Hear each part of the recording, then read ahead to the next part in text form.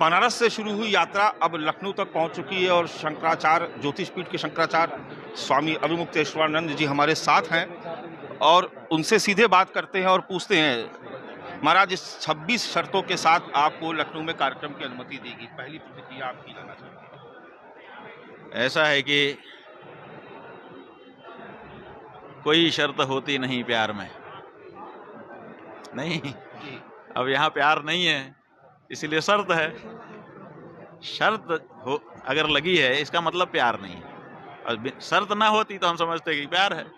तो युद्ध करने हम जा रहे थे तो कुछ लोग, हमारे जो कुछ लोग हैं, उनके मन में थोड़ी सी बात थी कि कहीं ना कहीं प्यार है, वो भी अब स्पष्ट हो गया। तो उनके शर्तनामे से बहुत लोगों का मन साफ हो गया कि कोई प्यार नहीं है, इसलिए लड़ने में कोई दिक्कत नहीं है।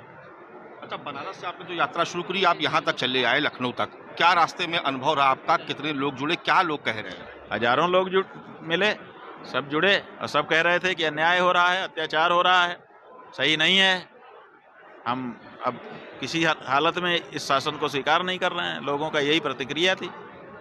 अच्छा, सनातन के नाम पे ये सरकार बनी, भारतीय जनता पार्टी की सरकार है, कहा था कि हिंदुओं की सरकार है, सनातन की सरकार है, और ये माघ मेले से जो संघर्ष है वो अब तक नजर आ रहा है, क्या इसका आप देखते हैं इम्पैक्ट पड़ेगा उत्तर प्रदेश की सियासत पर, देश की सियासत पर, या हिंदू जो जिसको एकजुट करने की बात की जाती है बार बार? सियासत पे क्या इम्पैक्ट पड़ेगा इसका असेसमेंट हम नहीं करेंगे, क्योंकि वो हमारा विषय नहीं है, लेना देना नहीं है। लेकिन देश के सनातनियों पर इसका गहरा असर जा रहा है और वो अपने धर्म की रक्षा के लिए खड़े हो रहे हैं, पहले की अपेक्षा और ज़्यादा तत्पर होकर के खड़े हो रहे हैं। ये एक शुभ संकेत है। अच्छा, ये संघर्ष आपका कब तक चलेगा? ये गौ माता की पूर्ण सम्मान की प्राप्ति तक, जब तक वो माँ के रूप में प्रतिष्ठित न हो जाएं। जैसे परीक्षित राजा के समय में जब कलयुग प्रवेश करके गाय को एक डंडा मारा तो राजा दौड़ पड़ा और तलवार निकाल करके मृत्यु दंड देने के लिए तैयार हो गया। जब गाय को कोई डंडा भी मारे और मृत्यु दंड देने की बात शासन की ओर से आए, तब हम समझेंगे कि अब गाय का पूर्ण सम्मान हो रहा है।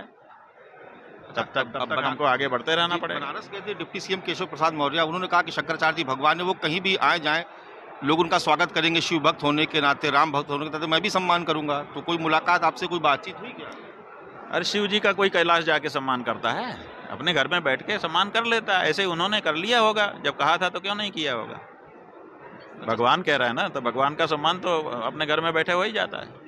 अच्छा, अखिलेश यादव और अजय राय, समाजवादी पार्टी, कांग्रेस, दोनों इस मामले में आपका बिल्कुल लगातार समर्थन कर रहे हैं। कल भी और परसों भी लगातार बयान देखे जा रहे हैं कि वो लगातार आपके समर्थन में। तो क्या समाजवादी पार्टी, कांग्रेस की तरफ से कोई आया आपसे मिलने, उनके नेता कार्यकर्ता? या अभी तक तो कोई नहीं आया है, अभी तक तो कोई मिला नहीं हमको।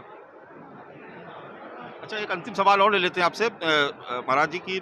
ये कहा जा रहा है कि अगर ये संघर्ष बहुत लंबे समय तक जारी रहा और 2027 का चुनाव आया तो हिंदू मतों में बिखराव होगा और उसका असर जरूर पड़ेगा देश की सियासत। बिखराव उखराव हम नहीं जानते हैं, हम ये जानते हैं कि हिंदू मत सही जगह पे पढ़ना चाहिए, सही गौरक्षक प्रत्याशी को, गौरक्षक पार्टी को पढ़ना चाहिए, और वो जरूर पड़ेगा इस बार। सही पार्टी को, सही प्रत्याशी को, जो गौ माता की रक्षा के लिए प्रतिबद्ध हो, उसी को हिंदुओं का वोट गिरना चाहिए, और इस बार जरूर उस बारे में प्रयास किया जाएगा। बहुत हमसे शुक्रिया बात करने के लिए। तो ये शंकराचार्य जी जो लगातार इस बात को कह रहे हैं कि आने वाले वक्त में इसका इम्पैक्ट जरूर पड़ेगा और हिंदू मतों में बिखराव होगा या नहीं ये तो नहीं कहा जा सकता, लेकिन इतना जरूर है कि 2027 के चुनाव में ये एक मुद्दा जरूर बनेगा। कैमरा पर्सन धर्मेंद्र कुमार साहू के साथ मानस श्रीवास्तव, लखनऊ, न्यूज़ 24।